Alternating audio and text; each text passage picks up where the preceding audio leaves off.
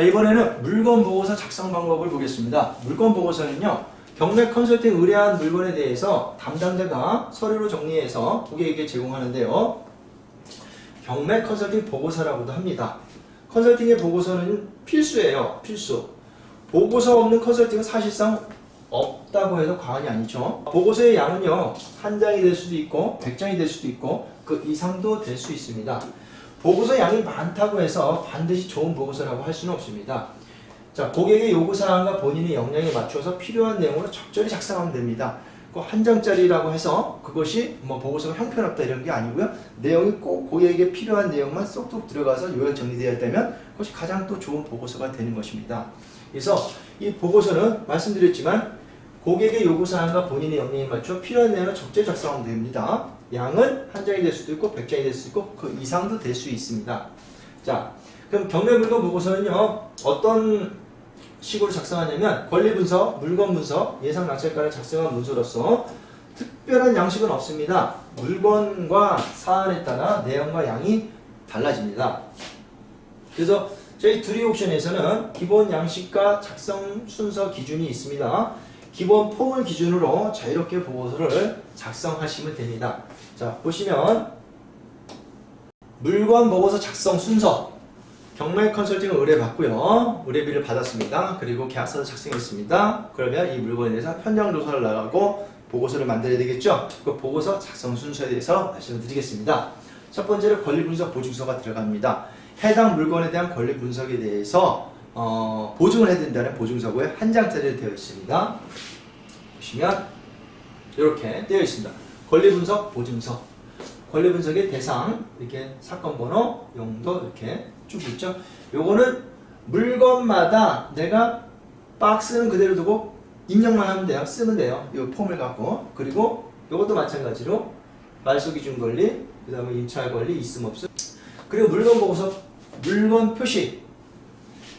해당 물건이 뭔지 경매 물건을 요약하고요. 물건 사진, 그 다음에 내가 물건 면세서 해당 조서서 이것이 이렇게 들어갑니다. 그 다음에 3번 권리 분석, 권리 분석에 대한 내용. 그 다음에 4번 물건 분석에 대한 내용. 물건 분석에는 일단 뭐 시세. 이 시세에는요, 일반 부동산에서 말하는 시세가 있고요. 국민은행에서 나오는 시세가 있고, 실제 거래된 국토교통부에서 거래된 실거래가를 기준으로 이렇게 적습니다. 그 다음에 낙찰 사례와 낙찰 통계, 그 다음에 투자 가치 분석. 이 물건이 개인적으로 개발 계획이 있고 투자 의견이 이렇다, 굉장히 좋아 보인다, 아니면 이 물건에 대해서는 그다지 좋아 보이지 않는다, 뭐 이런 투자 가치 분석 의견을 적습니다. 그리고 다섯 번째, 비용. 해당 물건을 취득할 때 들어가는 비용이죠. 취득세, 세금, 그 다음에 명도할 때 명도비, 컨설팅 수수료, 기타 비용이 있으면 뭐 수리 비용이라든지 이런 비용이 있으면 적습니다. 그 다음에 끝으로 예상 낙찰가. 예상 낙찰가, 이 물건에 대해서는 총 이러이러 분석을 해서 예상 낙찰가는 이 정도로 될 것 같습니다 라고 적습니다. 자, 위 순서는 주거용 물건 보고서 기준이고, 물건에 따라 해당 내용이 없거나 필요 없는 부분은 빼고 필요한 부분이 있다면 추가하면 됩니다. 이 순서대로 꼭 하지 않으셔도 되고요. 이 폼을 기준으로 그대로 쓰셔도 돼요. 그래서 이걸 필요한 부분은 또 넣으실 수 있고 필요 없는 부분은 빼실 수도 있어요. 그래서 이 내용을 기준으로 보시면 되고요. 샘플로 보고서를 한번 보여드리겠습니다.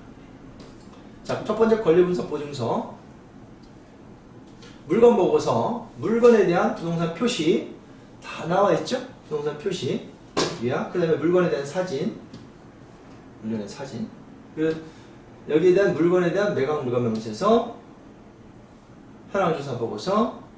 자, 그리고 세 번째 권리 분석을 해드립니다. 권리 분석, 권리 분석에 대한 이렇게 등기부상의 인수 권리가 있다 없다, 임대차 관계는 어떻다, 그 다음에 기타 어떤 매각에 대한 포함이다, 포함되지 않는다, 이런 내용이 있고, 물건 분석을 보면, 물건 분석은 자, 해당하는 물건에 대한 시세, 일반 시세, 부동산들에서 매매가가 한 6억 이상 보고 이렇게 매물 나와 있는 거는 몇 동에 얼마가 있더라, 전세는 얼마고 전세 매물이 얼마가 있고 전세가 없더라, 뭐 이런 내용들. 그 다음에 KB 시세, 실거래가는 최근 거래된 건 얼마더라, 이렇게 적어주면 좋을 것 같고요. 그 다음에 낙찰된 사례, 해당하는 물건에 대해서 얼마 정도의 낙찰이 되었고 최근 낙찰된 사례는 뭐가 있다, 이렇게 보여드리는 것이 괜찮습니다.